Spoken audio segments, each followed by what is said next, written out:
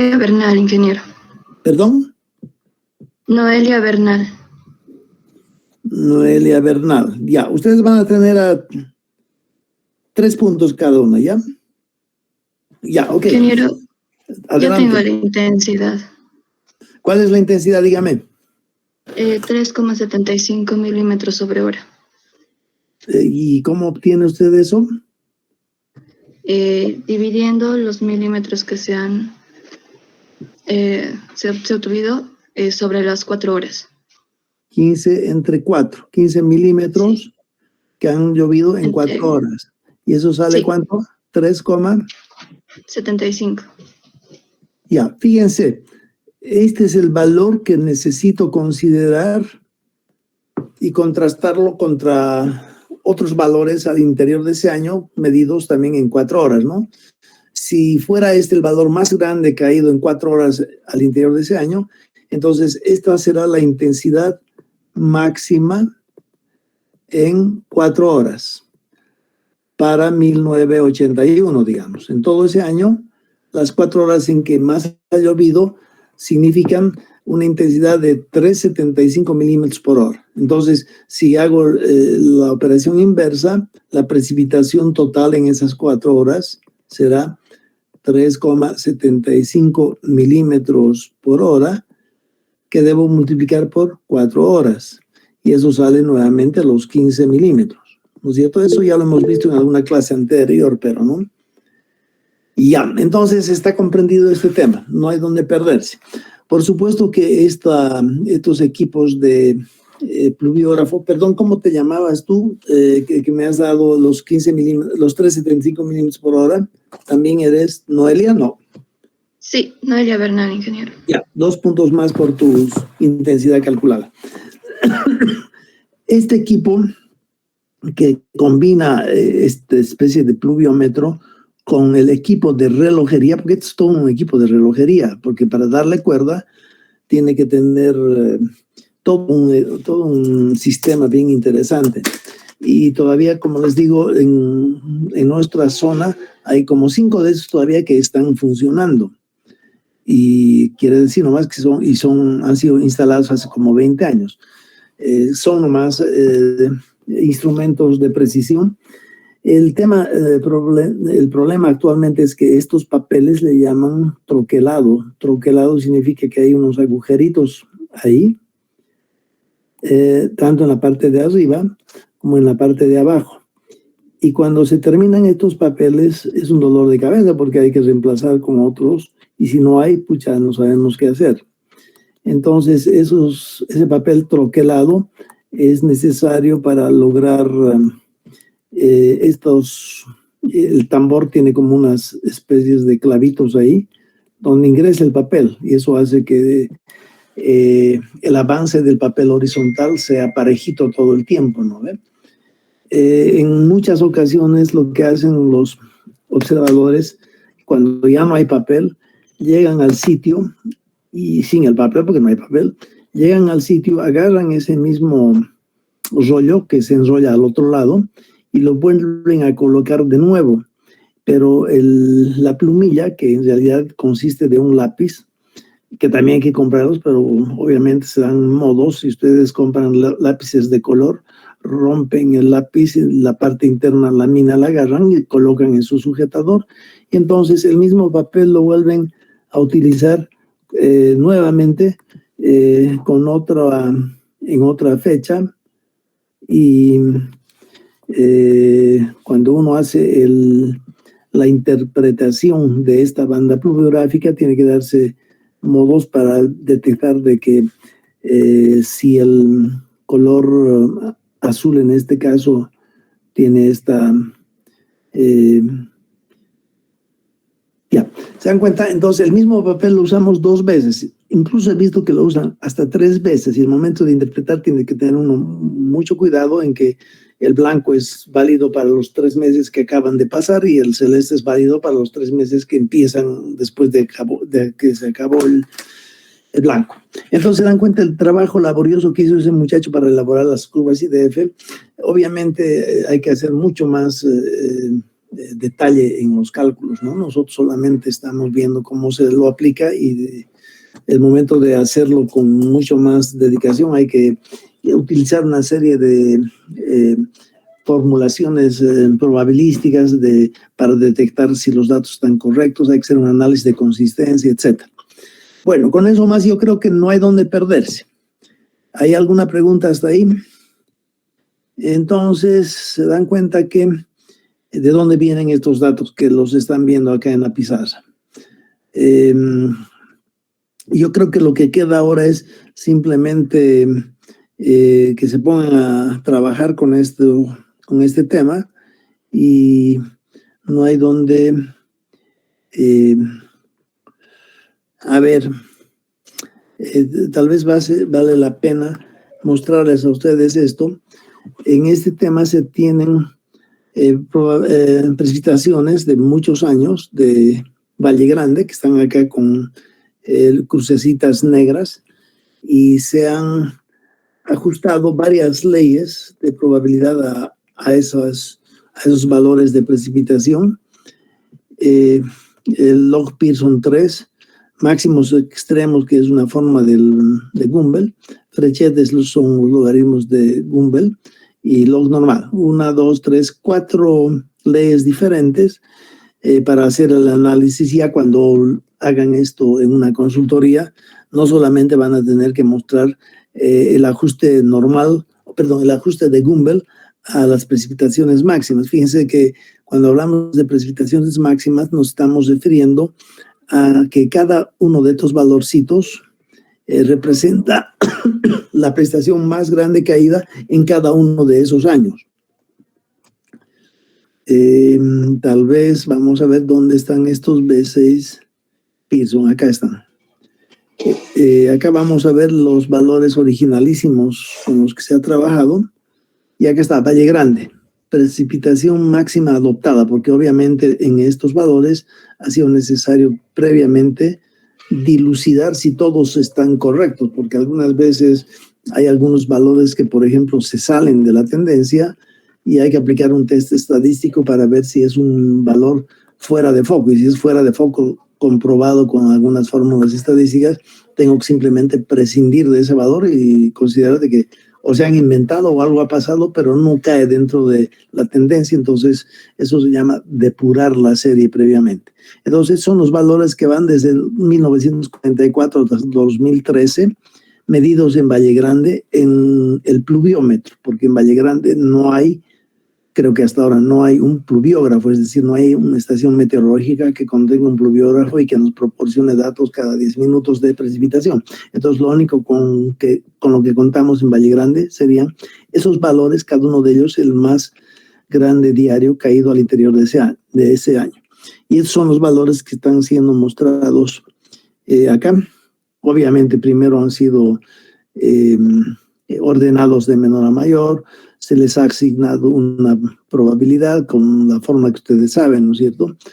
Y después se calcula Z, por ejemplo, acá es la variable normal reducida de cada uno de ellos, y se calcula después el valor que corresponde a cada uno de ellos en términos de las diferentes leyes para presentar un gráfico como este. Y si se dan cuenta aquí abajo, los valores de diferentes periodos de retorno de la precipitación máxima observada en cualquier año en esa estación se las ha resumido acá, y cada ley proporciona diferentes valores. Si quieren, por ejemplo, para un periodo de retorno de 100 años, la precipitación centenal, de acuerdo a esta ley que le llama máximos extremos, es 134. Se aplica otra ley que le llaman Frechet, la precipitación centenal es 167. Log Pearson 3 nos da 149, etc. Y habría que ver después cuál de estas 4 leyes es la que menos se equivoca. Si se dan cuenta, cuando uno traza las diferentes leyes en la misma gráfica, por ejemplo, para representar, por decir, uno de los valores, que se está un poco alejando, el error que comete cada una de las 4 curvas en colores es diferente, ¿no? La que más se está equivocando acá está en verde, ¿no es cierto? Y la que menos se equivoca es la roja. ese mismo análisis ya lo saben hacer ustedes cuando manejan la sumatoria del cuadrado de los sesores, porque aquí hay si solamente me voy a anclar en la roja, que corresponde a alguna de estas leyes, en la roja, vamos a ver a cuál corresponde.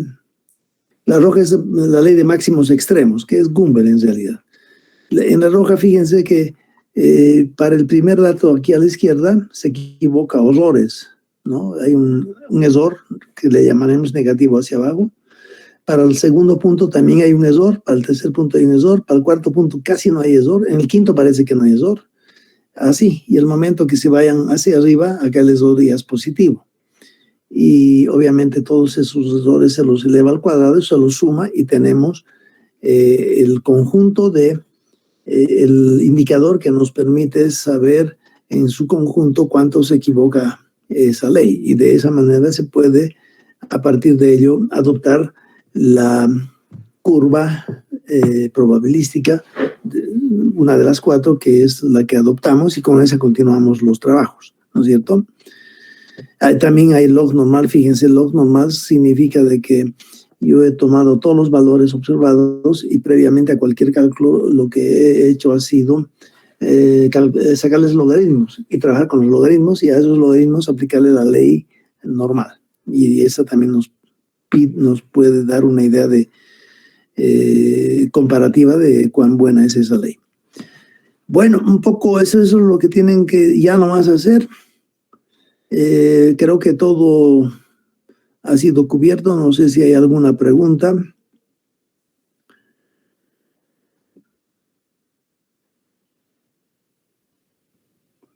Cualquier pregunta, entonces, la próxima clase.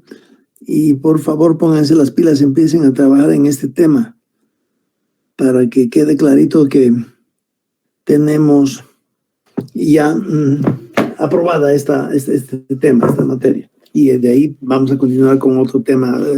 Si la próxima clase no hay preguntas, tal vez empezamos con un nuevo tema, pero ojalá puedan ustedes avanzar y surgen preguntas para que todo el mundo escuche y aclare la comprensión de este tema.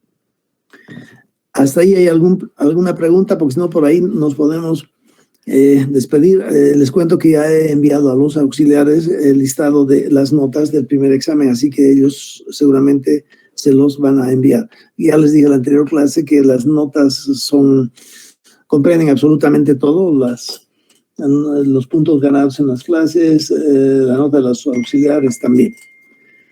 ¿Ya hay preguntas o si no, nos despedimos? Ingeniero, sobre los periodos de retorno, al tener el periodo de retorno, digamos, de 5 años, tuviese que tener como dato ahí la probabilidad, y hallando la probabilidad podemos sacar la precipitación. ¿Así es o me estoy equivocando? Exactamente. En realidad, si estamos hablando de Gumbel, a ver dónde hay Gumbel. A ver acá.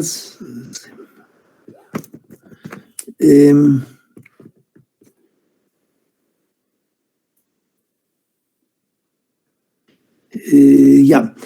Sabemos que la expresión analítica de la ley de Gumbel, que es la que van a usar en esta práctica, era f de x es igual a exponente elevado a la menos exponente elevado a la menos alfa por x menos x0, ¿no es cierto? En esta fórmula, por supuesto que aquí tenemos, en lugar de este x, tenemos la intensidad, ¿no es cierto? Intensidad, y obviamente x0 es un parámetro. Entonces tenemos esta f de x, que es obtenida en función de esta x. O sea, las dos variables son estas, ¿no es cierto? Y por supuesto sabemos que f de x se relaciona al periodo de retorno como 1 sobre 1 menos f de x, y a eso le llamamos periodo de retorno. En consecuencia, esta fórmula nos relaciona indirectamente periodo de retorno, ¿no es cierto?, contra la intensidad. Entonces, eso me imagino que responde a su pregunta. Cuando aplicamos esta expresión, podemos trabajar ya sea con de la curva IDF, ¿se acuerdan? IDF, intensidad, duración, frecuencia. Esta frecuencia se refiere en realidad a esto, ¿no ve? Porque esto en realidad es frecuencia acumulada, ¿no ve? Entonces la frecuencia de aparición de los eventos, pero en forma de excedencia o de no excedencia. Entonces esta relación nos relaciona directamente, en forma indirecta, el periodo de retorno del valor contra I. Y lo que tienen que hacer ustedes es aquí colocar 10 años, por ejemplo, si estamos calculando la intensidad para periodos de 10 años, y de ahí tienen que despejar cuántos I. Y si colocan acá, por ejemplo, 100 años, 100 años colocan acá y despejan I, entonces tienen la intensidad válida para 100 años. Y aquí es la intensidad válida para 10 años. No sé si eso responde a su pregunta. Sí,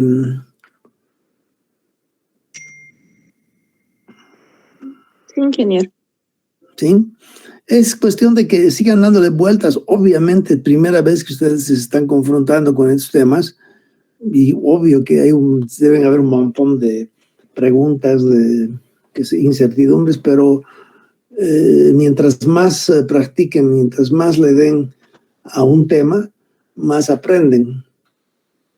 Y por supuesto, solamente pueden estar seguros de que comprenden el tema cuando ustedes mismas o mismos puedan explicar ese tema a otra persona. El momento que ustedes explican a la otra persona y la otra persona comprende, recién están seguros de que han comprendido. Mientras tanto, no, que mucha gente no sabe cómo explicar a los otros, y es ese paso el que falta a la persona para decir yo comprendo ese tema. Uno no comprende mientras no explica a la otra persona y esta otra persona realmente capta. Porque si no capta a la otra persona, la que está explicando no ha comprendido bien. Pero eso se halla solamente con la práctica y con el tiempo, ¿no? Así es con todo en realidad. ¿Ya hay alguna pregunta más o nos vamos?